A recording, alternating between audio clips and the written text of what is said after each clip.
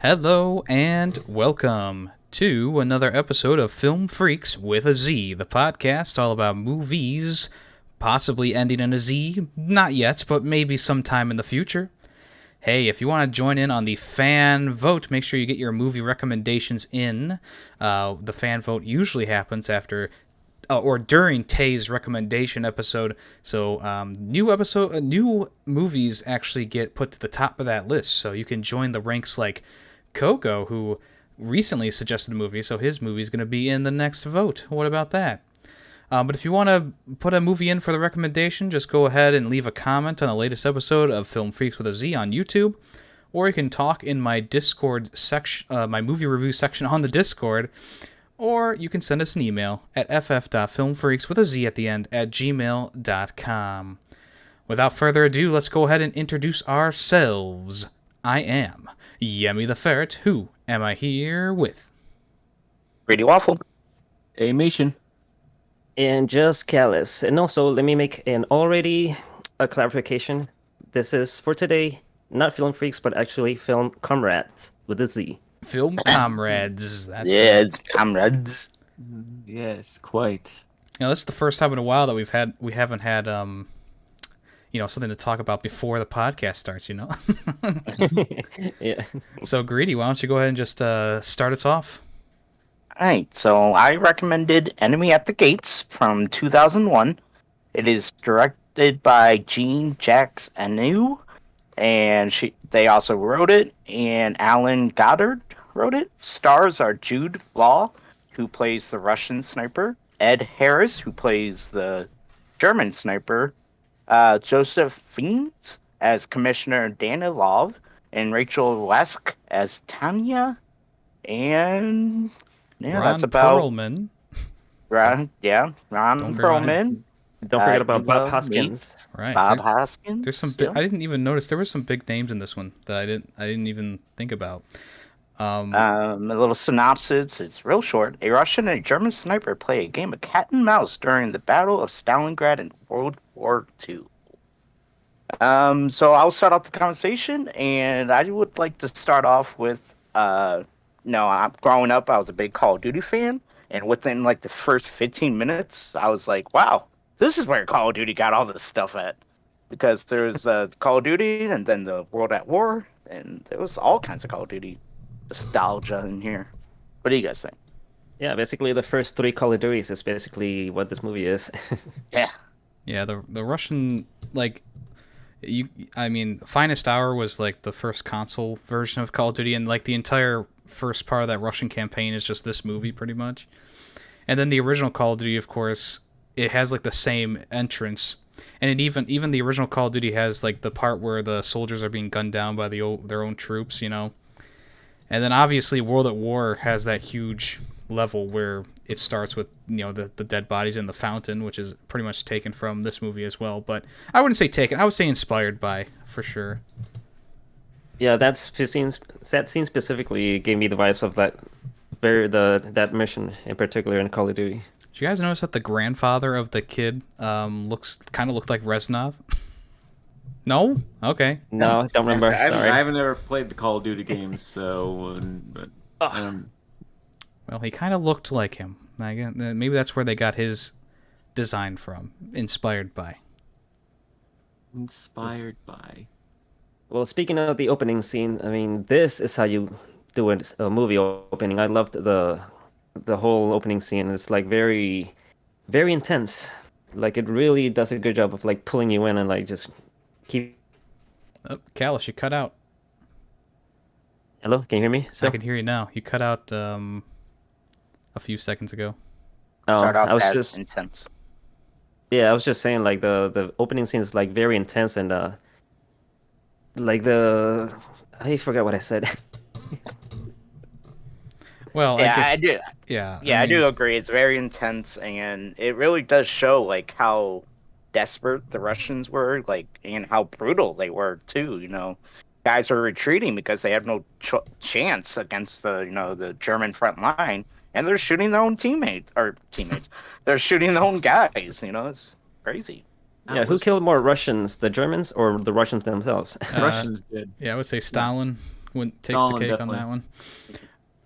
Yeah, it's this movie does a good job of like showing that brutal part of the war where like the Russians were so hell bent on like we need to take the city back that they were just throwing tons and tons and thousands of troops just at the Germans, hoping something would happen. And it's actually quite interesting that one lone sniper, and this is based on a true story, as you guys saw at the end of the movie. One lone sniper was able to like start the downfall of the Germans because they, he took out so many of the officers. So we looked up afterwards. We didn't realize it was a true story until the end, when it's like, he went on to do this or whatever. So we looked it up, and he killed roughly like 250 somewhere in that area, like German soldiers and stuff, just in Stalingrad. Wow, That's incredible. why they had the counter throughout the books, with the helmets with the X on them. Yeah. No, Well, that wasn't exactly why they had the counter. The counter was for morale, mostly. Yeah. Although apparently, the movie did a really bad job of what's her name, Tasha, or whatever. Tanya? Tanya. Thank you. I was like Rachel Weisz's character. Oh yeah, Tanya. Yeah. In the books, or not in the book, in real life, she was also a sniper and a badass. She didn't kill as many, but she was trained by him to be a sniper, which they didn't get into that in the movie. But Yeah, they just kind of were like, she grew up with a gun in her hands, and that's all we really need. yeah, yep. She's just here for this love triangle. Yeah, I don't know like the true story behind her, but yeah, that would have probably made the movie a little bit more interesting if they had leaned more towards that for the movie. Yeah, like I said, she didn't kill as many. I think she killed like 25 though, which is still, pretty good. Yeah, it's too bad they didn't show more of like her actually shooting things in the movie. I was about to say it It seemed seemed like like- she was just there to, kind of like emotional. Yeah, the rifle was just a prop for her character. She didn't actually. I don't think she even used it once. Yeah, I don't think she used it once at all. Basically. Yeah. But I guess that leads me into. I thought the love triangle was just a mess. It was. Yeah. I felt like it was very unneeded. Yeah, it really brings down the movie for me because like everything else is like so visceral, and like all the action scenes are very brutal, and then you have this like really sappy love triangle happening that it was just it was kind of, I don't know if I'm using the right word here, but it was kind of cringy at some parts, honestly. Yeah. What's funny is, by all accounts, that never happened. There was no love triangle. Obviously, yeah. Yeah. Which makes sense. But That's just in there for the Hollywood audience, Yeah. I felt like, like in a war like that, I mean, I wasn't there. I don't know. Like, you wouldn't do that? I don't know. I felt like, who knows? This could be just saying something, but I feel like, they would have their mindset on something else then, let's have sex around, 500 troops, Yeah, that's weird. So they did have a love affair. Like they were in love. But yeah, I don't know about them doing it in the middle of the bunker with several people around or whatnot. But there was a love story between them. Yeah. I mean, it's quite possible that they did that actually in the trenches, because, I mean, where else are they going to honestly go? Yeah. But obviously, it's a bit awkward, Yeah, they just wanted a reason to show the wise ass. I'm not complaining. And continuing going off of relationships, I felt like that, the scene where the kid is shown, hung up in the, as like to get the mom to freak out. I felt like there was nothing. What? No, it's his sister, right? Or was it the sister? The mom didn't even know. The mom thought that her son like went over to the Germans. Yeah. Yeah, so it was just like I felt like that was just kind of random. I mean, I know it was why it was used, but I just also felt like it was just like okay. I thought that was built up pretty well. I mean, throughout the whole movie, that kid is talking to both sides, and he's trying to help Vasily or whatever his name is. Yeah, Vasily. Yeah. Hunt down this German, and I mean, the Major was, thought, he tested him by giving him the exact location he was going to be and blah, blah, blah. And that's when he knew that the kid was feeding information to Vasily. So in order to make a statement, that's why he hung the kid. And it was, I mean, I guess I just don't agree with what you said at all. Okay. Yeah, I would. When you put it like that, I guess I didn't think of it like that. Yeah, I agree. It was an effective scene for me too because Major Koenig also like he was telling him like the day before like gotta make sure you promise me you stay home because like even he had started to develop like a connection to him. Yeah, and at that point, I mean, he knew what the kid was doing. He used the kid there at the end, be like, "All right, this kid's just telling him everything I say. This is how I know he's not dead. This will lure him out there. But as long as the kid stays, I won't have to do anything with the kid. I'm using the kid to get them the information." So, like, kind of a double, triple cross or something he was trying to set up. But then the kid showed up, and he's just like, "All right, I told you to stay home, but you didn't. So now I gotta kill you." Which, yeah. I thought it worked. I thought it was good. So yeah, which out of all the confrontations that the two snipers had, which one was your guys' favorite? I'm sorry, I had to go do something real quick. What were you saying? I was asking like out of all the confrontations that the two snipers did, like which one is your favorite? Well, definitely not the last one. No, not the last one. Even though I liked that final moment there, because it wasn't like a huge shootout where with guns bang bang bang bang. You know what I'm saying? It was just a very a very good moment. But I think the one where they're inside the train factory and he's stuck behind like that stove or whatever it is, and the he can see around. what he's doing in the glass. I thought that was probably the best one. That was pretty good. I don't know, I found that like the glass just being so super reflective like that, it just seemed kind of fake to me. Yeah, and how is it that all three pieces of glasses show the exact same thing? That's like an amazing coincidence right there. Yeah. No, mine probably is actually the first one where he tricks them into coming into the warehouse. Yeah, I'm about to say I like the one where they go up and there's mannequins everywhere. I thought that one was pretty cool. Yeah, that one's a good one. I also would and the movie does a good job of this, is like how crazy these snipers have such they're in such confined areas, and then they use this the smallest cracks to peek out of, and it's just crazy. It was really cool, and it was really well done, shown through the movie.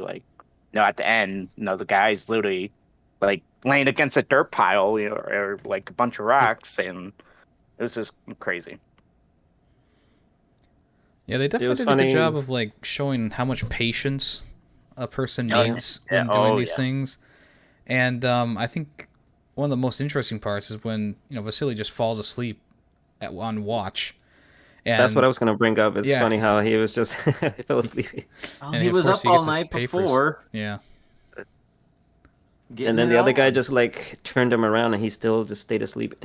Yeah.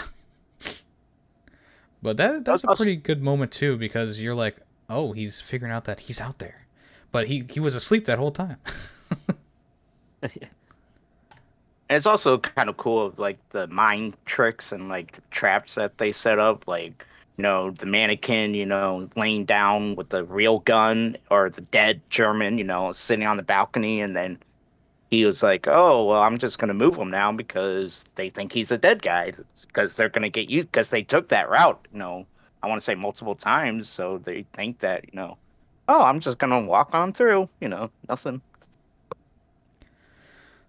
Yeah. And it's kind of unfortunate that the second time, when he takes the German soldier who's dead and moves him, nothing actually comes of that one. I was thinking that maybe something was going to happen, but,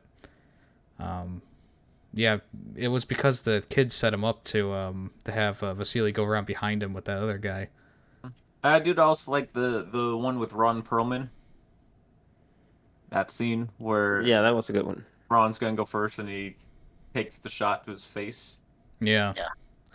That's a pretty surprising moment, and I actually would say that that's probably that whole section of the movie where they're they're just kind of sitting around and they're, killing the Germans who are trying to repair the phone line and stuff. That's one of my favorite parts of the movie because you get like the most character development out of these like three characters who we like. Two of them we just met like not two minutes ago. And it has like the most character growth, and then it also just kind of shows you, just how good of a shot this the German sniper is. Yeah. But Also, that's them shown. using their own like the Russian soldier as the wire guy, like that was brutal too. Yep. Yeah, they managed to get their own person killed. Yeah, they do show a couple like good scenes of like how good Ed or the Major is at shooting the rope and like taking the shot again with Ron Perlman as he's jumping across. So they do a couple of that. Yep. Yeah, the fact that he showed such cleverness and like he was so good at figuring out the situation and like figuring out if something's a trap and if it's a decoy or whatever.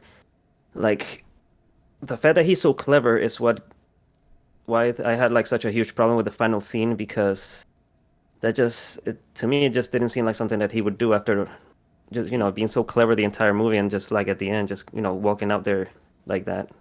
Well, I guess I'm gonna get there later, but yeah. the commissioner kind of has like the same like facial structure as Vasily, kind of, Yeah. when he's shot, he's dead, and he can see pretty clearly that it's a bearded fellow who, you can't see like the Major's uniform from the angle. So, I mean, maybe he was just so surprised that he got him that he was just like a little bit overconfident, I guess. Yeah, But- I think they did look, they looked similar, and he took off his helmet, so he looked more like this. I can't remember say any of their names, but Vasily. Vasily, yeah. I almost called him Vesuvius. I'm like, that's Vulcan, He'd be like, been playing too much Hades. I have been. Yeah. So, I could see him going, "Oh, I got him. Cool. All right." And he didn't like just immediately come out. Like he double checked and was like, "Okay, yeah, I think I got him. Okay." Yeah, but see, if I saw someone like just slowly peeking their head out like that, and I would be able to shoot him, I'd be like, yeah, that doesn't seem like something that Vasily would do, Yeah. There also that scene where they try to do that, like with the Ron Perlman, and the helmet. Major didn't take the shot either. Yeah. So it's like that's Yeah. why, like I agree with you, Kyle. It's like that scene kind of it's like or the ending. It's kind of like Yeah, you would think Right. that he would like, because you can see pretty clearly through that scope, I suppose, at least in the movie terms of things. I mean, he just took the shot so quickly. I think that he could have waited like a millisecond, to see if it was actually him or not. I don't know. I mean, I think at that point he was just shooting anything that popped out. But Right. yeah, I think I don't know. Maybe at that point he was like, "There was only one guy over here. I just killed that one guy." But yeah, it just seems weird they didn't think, well, maybe another guy showed up. So yeah. I don't remember. I think it was pretty far into the German lines that battle took place at the end there.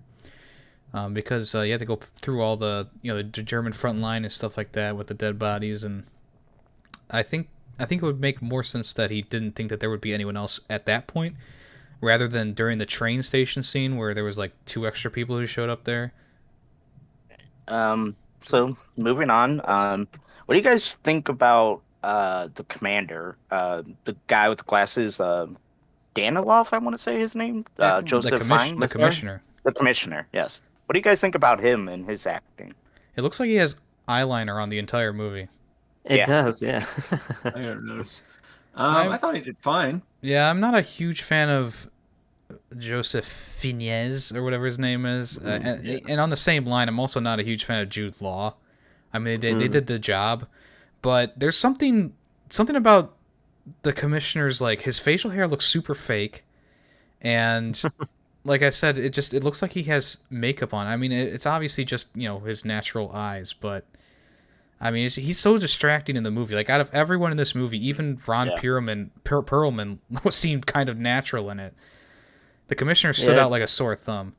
Yeah, I it's do just agree like with there's that. a group of people in a room, and he just stood out like he was being the loud, obnoxious one. Which I guess he's a commissioner. I guess he got to be like that, but just seemed like, and him getting mad at the end, it just didn't. I mean, I guess I understand, but it's just like, really? Yeah, And there are speaking on times that where point, like You're gonna have your best sniper, and you're gonna turn him, make him the bad guy? yeah. well, yeah, it's kind of weird that like, did he send that letter or? No, I don't think they got that letter out. Yeah, I mean, it's just one of It those things. It's didn't like they seem make this clear. whole point to have him like being really pissed off and yelling about this, all this bullshit, and then nothing ever comes of it, And obviously, with the real world stuff that happened, we know that he wasn't, tried and shot or whatever. Yeah, he actually died in like 91. Yeah. Oh, wow. How do you just of age or? Yeah, just of age. He just was. I mean, 91. It's pretty old at that point for him. Oh, you said at. I thought you said in now. I wasn't. No, paying no, yeah, no, attention. 1991. But I mean, at that point, he was still like in his 80s. Yeah. I don't know. I didn't do the math, but he might have been either way, 70s, 80s, 90s, somewhere in that area. He was Yeah. he was an older dude. But that just, I mean, this whole thing just kind of loops around to like that whole love triangle angle was just such a bad idea for this movie. I mean, they could have had it very early on, but then, the commissioner realizes that Oh, she likes him. that and Tanya moves likes on. him, and moves on like that. But they had this whole point where they had the commissioner, doing all this crap, pissing off or being pissed off, I should say. And then in the end, it's like, I'm still kind of a good guy, I guess. I get her the mother out, and then I go back. It's like, okay, but where's the character growth there? There's really no character growth for his character. The only thing is like, he loves the same woman as Vasily, and then he gets pissed and dies. Well, he gets pissed, then we think she's dead, and that's when he's like, I've made a mistake. I should just die. Yeah, I'm very conflicted about that character because like there's times where he showed some courage, like in the beginning scene, and then other times where he's basically a coward, and a lot of back and forth. I don't know where I fall in him. If like, Yeah. I guess he serves the purpose of the movie, but at the same time, it's like, I guess they could have done it a little bit better, or maybe a different actor could have done better. Yeah. Well, I think the actor did fine. I think that was the role he was supposed to play. The character, I hated the character. I don't Yeah. think the character was needed. I think the actor played that character fine. That's what they wanted. Yeah, I guess. But yeah, no, it was a bad character. And like I said, all made up for the movie. And it's bad. It was a needed character for the plot, for where they wanted the plot to go. Yeah. Yeah. Really, he could have just been in the very beginning. Sniper saves him, he gets promoted, and it's just like, hey, cool, I'm gonna make sure everyone thinks you're a hero, and he's just kind of more of a background character. Like that would have been better. And not as a main character. So yeah, and just I mean, showing I believe that like in the beginning, after they became friends and started hanging out and stuff and writing the article together, that would have been fine with that. Like that was believable. Right. Yeah. Yeah, I would like to see more of Bob Hoskins in this, Right? Yeah. Switch out those two characters. Although his character wouldn't have worked as well because he was like the gruff, right hand of Stalin in Right, yeah. in the city. It is kind of funny because the last thing I remember, I mean, he's obviously been in a lot of things, but the one thing I remember him most for is Roger Rabbit. So to see him go from being like goofy detective guy in Roger Rabbit, acting with cartoons, to being a commissioner in the Russian army is a little jarring. For me, for some reason, the only thing I could picture him in, like, they didn't remember the actor, like, until the credits. I was like, oh, it's Bob Hoskins. Okay, yeah, I know lots of things he's been. But when I just saw him, I was like, the only thing I can remember him is being Smee and Hook. Yeah, he was Smee. That's right. He was also Mario in Mario Yeah, Brothers. he was Mario, Smee, Roger Rabbit. Like, he's been in a ton of stuff. But for some reason, the first thing that popped out in my head was, that's Smee from Hook.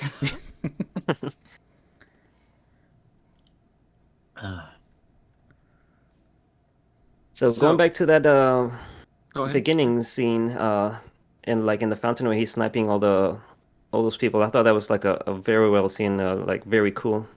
I Yeah. really like that the whole opening of that movie was very good. Yeah, it was really well shot, and he was a pretty good shot. Yep. No, I always think back to that scene in this movie when I'm thinking of like really good action scenes, because it's like this whole movie isn't really like boom boom bang bang, like except for like the first, like I would say 25% of the movie, and then at that point you realize, okay, so the movie's going to take a little bit of a shift because it's going towards more of like the hunted kind of aspect of the movie, and it does a good job of like still having enough like action and suspense there while also keeping it still in check and not being like this huge bombastic scene, Yep. Yeah. But the movie still had plenty of like bombastic scenes too to Yeah. add some substance to the movie. Yeah, but after that point, it really mostly becomes like, Yeah. Hunter, cat and mouse kind of. yeah. Even though there's Well- still like a scene here or there where you're seeing like random soldiers charging and dying, it wasn't like, I wouldn't call it bombastic. I would just say it's like just a snippet of like action to let the viewer know like, hey, there's still a giant war going on. This is just like a small battle in that giant war. Yeah, and I guess they weren't really like all that much needed too in the movie. No. Yeah, I think from the opening to that point in the fountain, I think that's the perfect setup for like the entire Battle of Stalingrad, and just like letting you know like, hey, this is the shit that's going to be going on in the background. You might not see it, but it's definitely going to be still there. And they of course tease it a little bit here and there as the movie goes on. Yeah, they show like quick snippets of trench warfares and all that, but like, okay, well, we're focusing on the snipers, but okay, then we hear gunshots in the background and all that. So Yeah, there were still like bombs going off in the background and like whole building shaking from bombs being dropped and the planes going overhead and all that. Yeah. Yeah, and I guess that kind of leads into like the effects in the movie are actually really really good. Like even like the destructible buildings and stuff like that. It all looks really, I would say, realistic for the most part. I mean, obviously the blood is aged a little bit. It almost looks like what was that movie, Master and Commander, that we talked about a while ago, where like the blood just, it looks a little bit like paint. Yeah, like paint. Yeah. Yeah. And the other thing I want to talk, what do you guys think about nobody having an accent for like anything? The moments that really drew me out of the movie were when the Germans were speaking Germans and then they just randomly switched to English. Same thing for the Russian soldiers. The Russian soldiers are speaking Russian, and then all of a sudden it's like, well, we didn't want to teach Jude Law how to speak Russian, so he'll just speak English for the rest of the movie, and everyone around him is going to speak English. That really did take me out of the movie a lot. I'm gonna say. Yeah, it was odd and weird, and just like the times you're like, okay, so they do speak German. Oh, that guy is trying a German accent. Oh no, he lost it. I mean, it didn't care. It didn't really bother me too much because, I understood that they're all supposed to be Russian and, they are speaking Russian to each other, but, we as viewers, hear it in English so that we can enjoy the movie. So, it didn't really bother me too much. Yeah, I didn't really pick up on it. I mean, I wasn't like, oh my god. Well, it's on the same level as Call of Duty, where it's like, hey, it's an American guy with a Russian accent, not a Russian guy with Russian accent. So, It did. I mean, personally, it does take me out of it, especially when they switch back and forth. Like if the whole movie was just English with with the no one even trying accents or anything. It's right? Like, okay, yeah, I understand what you're trying to do. It's just they're speaking Russian to themselves, but since we're English, it's in English. Fine. And Since there was just some weird back and forth at times, you're just like. Yeah, and the best example I can say is like when Assassin's Creed Unity first came out. Like there are just sentences where it's like halfway through the sentence they'll just change to speak in French, and it's like, well, what's the point of that? And I had the same feeling about this movie where it's like, okay, so the major walks into this tent and they're speaking German, and then all of a sudden it's like, we're speaking English now. Yeah. Yeah, I guess I understand your point. All right, I want to go to the end. I know we talked about it. No, a little bit. What's it? I said, yeah, briefly we talked about it, But I want to hear from you guys, yay or nay, with the ending. I'm gonna say, I didn't. I don't know how to say it because I'm conflicted about it, I guess, because I didn't like it. The initial reaction is like, oh, that was kind of like I expected something more tense, something more. It didn't have to be anything like bombastic or action-packed, but I just wanted it to be more tense. Like the way that every other confrontation played out, it was very uh suspenseful, I guess is the word. And like that last scene left a lot to be desired, so I guess I would go with nay. Yeah, I think it's because they switch between like the two different perspectives, not between the Major and Vasily, but they switch between Danilov and Vasily a few times, and you kind of lose track of like how long like it's been going on for, and because of that. So I don't know how they would fix that exactly because Danilov has to come back to get shot in the face, but I guess they could have shown him getting the family out of there, and then it's hard to say how they could rearrange it to make it feel a little bit more intense. But I mean, I'm kind of on the fence about it. I mean, because I like the ending and I like how the Major realizes he's been played and he makes sure that Vasily has a good shot at his face so that it's a quick death. Yeah. But I think the ending where Vasily walks into the hospital and Tanya's there, I thought that was just a little bit too cheesy. Yeah. So I'm on the fence because I kind of like it, but also kind of have some criticism about it. I agree a bit with Yemmy there. Like, I didn't mind the final sniper of him just like going, oh shit, yeah, shit, I've been played, takes his hat off stuff. I like that part. The hospital thing, which is it's funny, that's not how it happened. Like, she got wounded by shrapnel and stuff, but it was in battle. Like, she was sniping, and he thought she was dead, and then later, when she recovered, she had heard about how he got injured in battle and died, or thought he was dead. They didn't actually find out that both of them had lived until like 1963. Wow! And by that point, they had both already married somebody else, which I like better. Yeah, I just don't. I mean, I don't get how Vasily was there at the spot. Like, I guess maybe they were both like going to approach each other, like to like try to like stab each other, I guess, or to like check it out. But I don't know. I mean, just seeing the Major, like I feel like the Major would see him. I don't know, because the sniper not having that, it just seems like one of those, like, does scratch your head a little bit, but you never know. And like you guys said, it could be like heat of the moment. He'd been tricked, But the ending where the girl gets on the boat, like, would she actually ever got on the boat? I mean, I feel like the Russians want to let her because they're like, oh no, she's dead. We only take the living, kind of thing. Well, apparently she did make it on the boat in the real world, so yeah, it makes a little sense there. Also, you have like the mother there pleading with the doctor. I mean, I guess some doctors have a heart of gold, I suppose. I don't know. Yeah. Yeah, the whole ending was just like a typical Hollywoodization of the story. Yeah. I mean, if she actually did go on the boat, I guess it makes sense. Hollywood got a Hollywood. I think I'm with Tay on that. I think that the ending where they don't meet up at the end, it's a bittersweet ending, but at least that both of them are alive, Yeah. And they could even have explained that in the post, that scene where they talk about the how his rifle's still on the wall in Stalingrad and stuff like that, But nope, we got to have this happy ending where they meet up in the hospital. Yep. Sometimes the real story is better than the Hollywood story. Exactly. But people just don't like bittersweet or sad endings. They just want that happy ending. Yep. Happy endings sell, I guess. They do.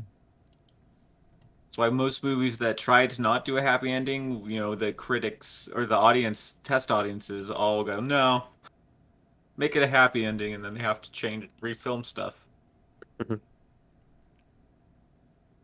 Most people want to see a happy ending. They're like, we live in misery all our lives. Give us happy endings, please. Well, that's what indie films are for. Yeah, exactly. Indie films, because they don't need test audiences. They just go, here's your sad, shitty world. Well, the indie films, they go, this is my vision. This is exactly how I want it to be. love it or leave it. Fuck you. That's essentially what they say. With stuff like this, it has to go through the directors. It's got to go through the, the testing and the blah blah blah blah. So yeah, it's got to be able to make money. Right. And bad endings don't make as much money. Can we real quick talk about because after watching this movie, I really loved it. By the way, like spoilers, and I got me kind of like wanting to see other like sniper movies. So, is there like any other sniper movies you guys know of that you guys would also hold up there as like a very good sniper movie? Oh, what was that? Yummy. What was that sniper movie we went to see with our parents in theaters? What was the name of that movie? Wasn't that a sniper movie? Like has Tom Hanks in it or something? no, that was not. No. Was it though? Bridge of Spies? No, that was No, definitely I thought not that a was a sniper sniper movie. movie. No. The one movie I can recommend to you if you want the same time period, Russian soldiers. There's a movie called Come and See. I don't know if it's exactly a sniper movie, but it definitely is a much more serious and like visceral experience than this movie. Yeah. If you want no, one there's that's- go ahead. I'll say that I don't know if it's a sniper movie either, but it's similar. Where it's called Behind Enemy Lines. Wasn't I haven't seen it forever. I remember enjoying it, but I don't know if it holds up or anything. But yeah, it's about a pilot who crashes behind enemy lines, and then it's pretty much being chased and has to escape to get back to our side. There's some good sniper stuff in Saving Private Ryan. It's not the entire movie, obviously, but there's some pretty cool scenes where the sniper in the group is taking shots. Yeah, even if it's just like the movie with just like a single sniper scene, I would want to get into it because I know there's I think it's the Hurt Locker that has like a very good like intense sniper scene in it too. There's that American Sniper too that came out a few years ago. Yeah. Hey, he's just writing down suggestions for his picks. No, I've already got my pick. Don't worry. Yeah, All right, cool. Yeah. I think this is the only movie I really know of that's like based around like the whole like sniping.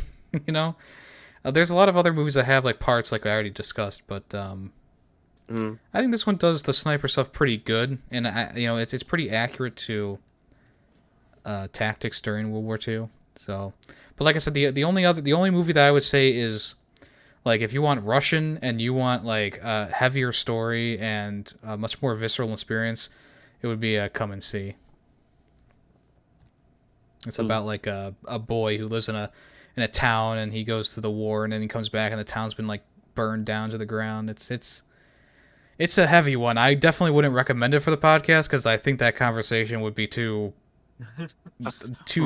depressing. Honestly. Oh, that movie happened. Yeah. Give it a sad 5 out of 5. Right. Next movie, please. But yeah, for a modern day sniper, probably American Sniper.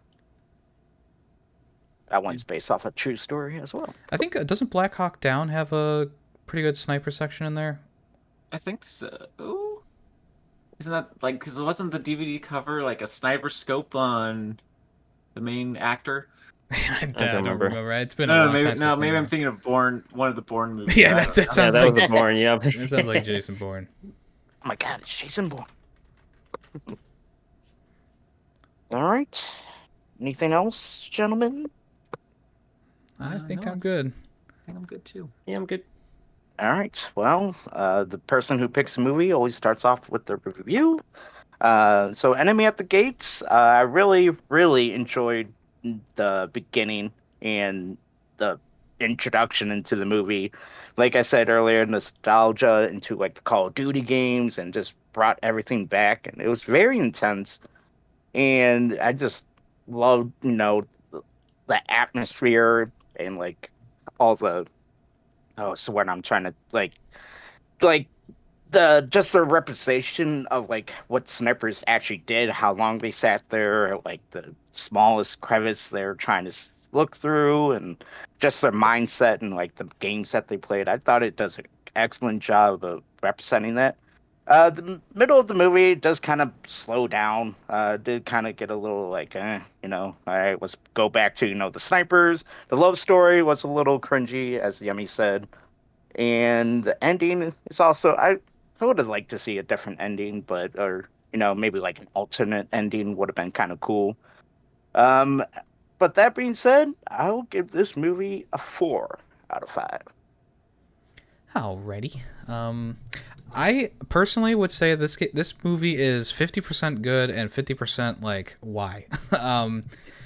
There's so much good in like the first half of the movie, including like everything up to when Ron Perlman gets sniped in the face. But there's this whole section in the middle, like Greedy said, that kind of really slows down, and then that whole like love triangle it gets introduced and just kind of keeps building from there. And I felt like it was really unneeded in a movie like this. I felt like the action was pretty good. There was some intense moments in here, and I would definitely recommend it to someone who is really into World War II like myself and Greedy. But unfortunately, it starts to fall apart towards the end, especially with like the final confrontation. I mean, it's fine in all honesty, but just like Greedy, I would have liked to see something maybe a little bit different. And the end is also like not my favorite thing ever. And then I think some of the casting choices were a little weak in it. And like I said, the commissioner just stands out as a sore thumb as a guy in modern times wearing the old clothing. He doesn't look grizzly, or like he doesn't look like he should be there.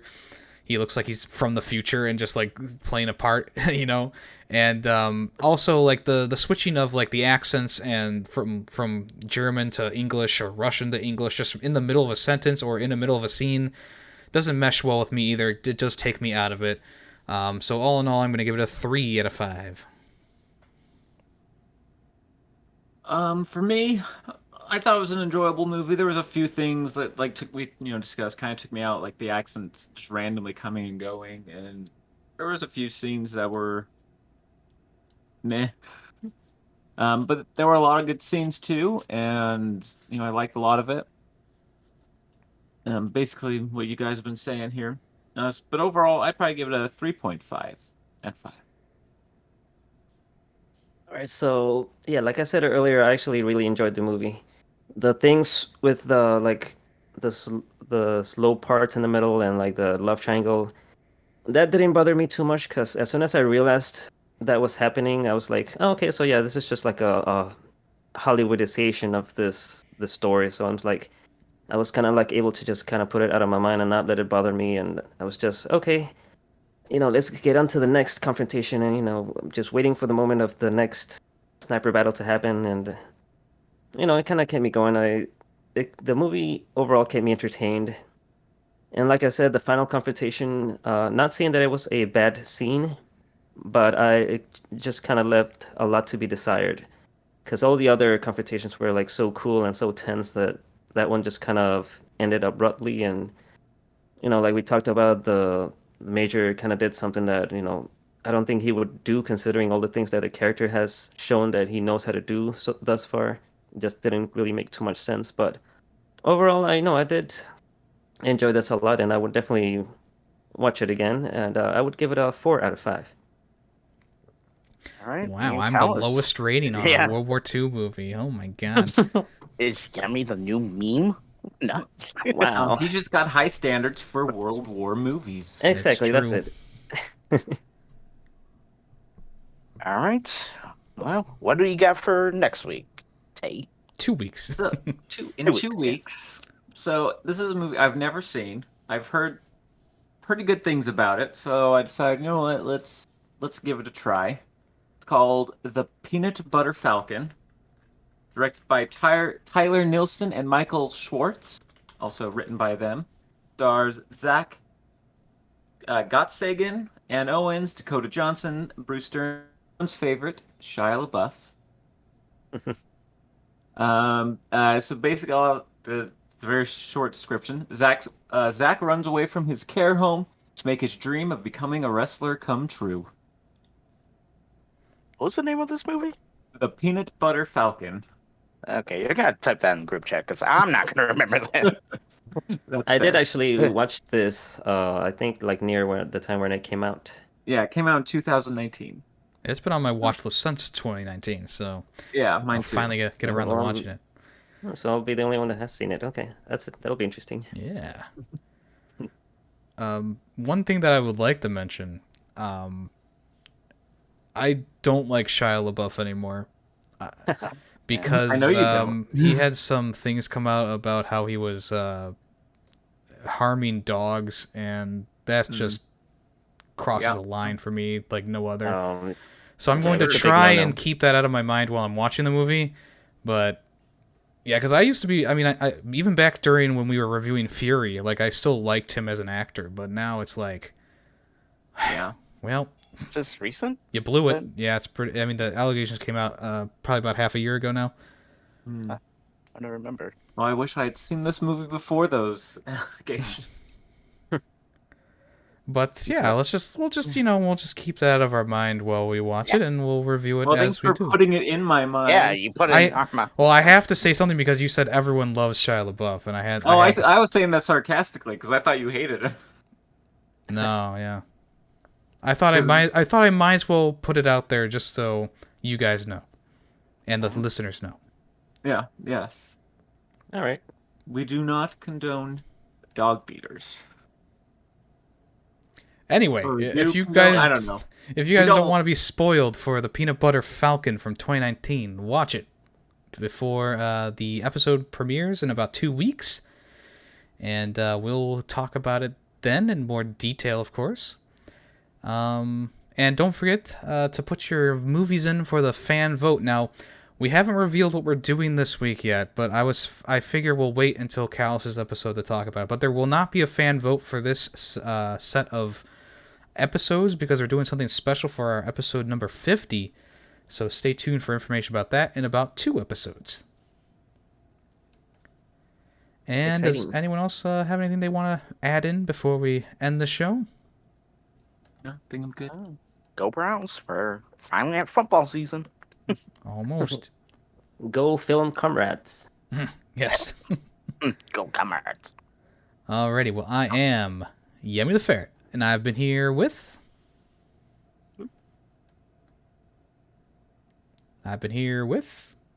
Greedy Waffles. Animation. Just Callus. And we are Film Freaks with a Z. Thanks for listening. Bye-bye. Bye-bye. Bye. Later. Sorry, I lagged out there. Yeah, I thought you did because you flashed green for a second. I was like, wait, did I just not hear it? Did it not go? Yeah, I thought it just got cut off or something.